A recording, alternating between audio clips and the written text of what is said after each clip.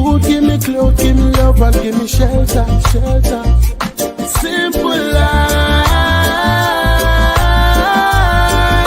is all we want to live. Give me food, give me clothes, give me love, and give me shelter. Yeah. Welcome to the We Too Our Librarians Movement podcast, the platform or podcast that speaks to and for the masses. We say we are not in the business of manufacturing players, pimps, and hustlers. Rather, we are in the business of changing and revolutionizing the thought process of our people, not only in Liberia, but even around the world. Again, this is our solo monologue that's going to be delivered by your one and only Ayiti Williams. Tonight is a special pre-episode titled Protest, Power, and Pedagogy, a prelude to Liberia at a Crossroads. Tonight is April 6th, as we all know, 2025. Again, I want to say good evening, family. This is Ayiti Williams, and you are listening to the We Too podcast, where thinking is resistance and reflection is real revolution. Tonight was actually meant to be a powerful dialogue, a gathering of the minds with Mr. Jiba S. Kamara, one of our panelists, who is actually a recurring panelist, as well as Mr. Nathaniel Y. Heron, to help us wrestle with the deep tensions facing Liberia right now. Unfortunately, due to unforeseen circumstances, our guests wouldn't be joining us this evening. Pedagogy, I want to define that because I know a lot of times some of our viewers are concerned about the terminology that we use. And as you all know, our podcast here is to our platform. Our aim is to educate, to cultivate, and to empower the socially and morally conscious youth. So for the benefit of our viewers tonight, pedagogy is a term that refers to the method of how teachers teach in theory and in practice.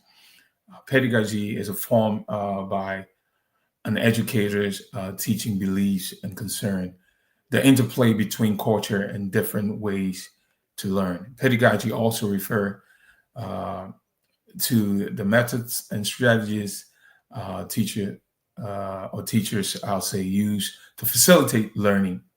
An example may include where students actively build knowledge through experience, where learning is guided by both the teacher as well as the student.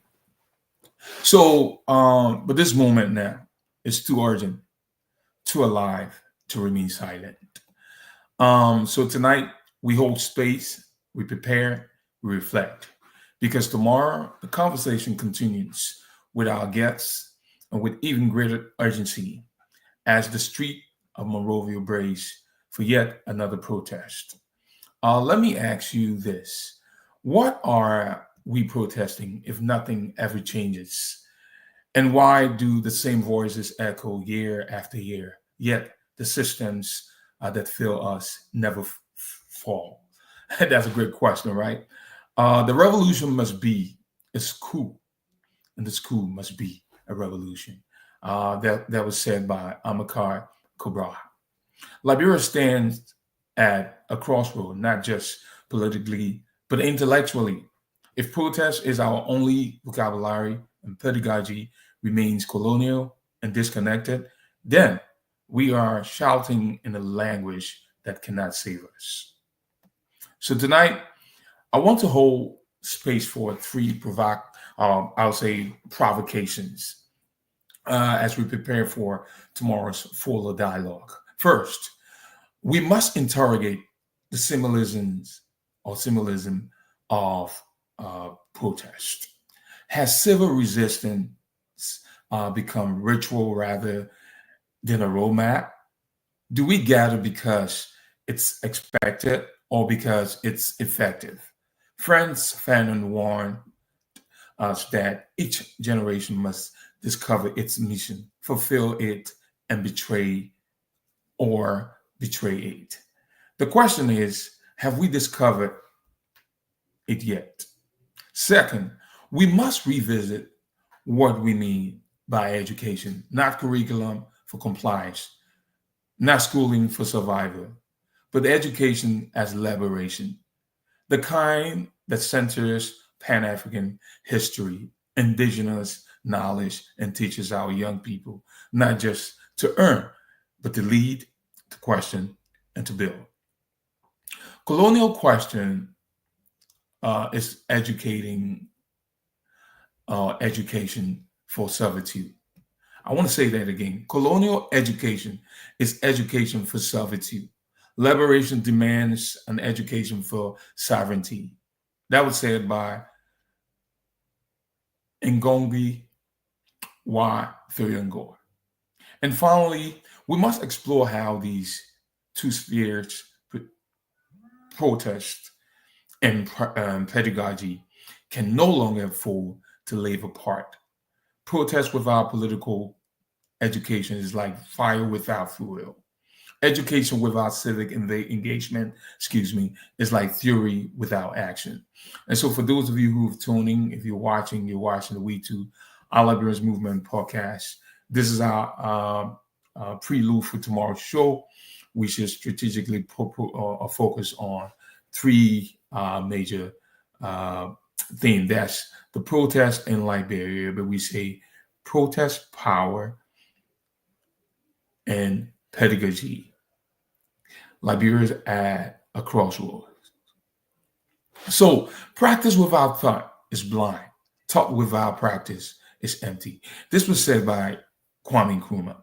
So even without our esteemed guests tonight, I ask you to think, to feel, and to prepare. What kind of Liberia are you willing to build? Not just in the street, but in the classroom, in the communities, and in the quiet decisions of everyday life. Tomorrow, Mr. Kamara and Mr. Haram, for the most part, will join me here as we go deeper into this dialogue. Why protest haven't transformed power? What a truly decolonized Liberian curriculum might look like? That's not a question, but that's something to think about. And how Pan-Africanism isn't just a theory, it's a tool for building nations. Tonight, I'll leave you with this. You cannot carry our fundamental change without a certain amount of madness. Said by Thomas Sankara. May we be mad enough to believe that protest can become policy.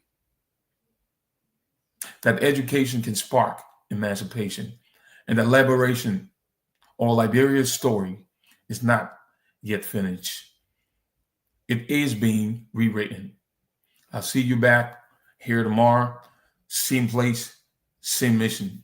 This is the We Too, Our Liberians Movement podcast, the podcast that speaks to and for the masses. We say we're not in the business of manufacturing players, pimps, and hustlers. Rather, we are in the business of changing and revolutionizing the process of our people, not only in Liberia, but even around the world. Again, this is the We Too, where the people think together, dream forward, and rise. Good night, and stay ready for our podcast tomorrow.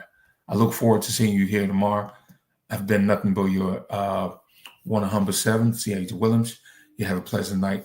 I look forward to seeing you tomorrow. God bless you. Have a great night. Bye.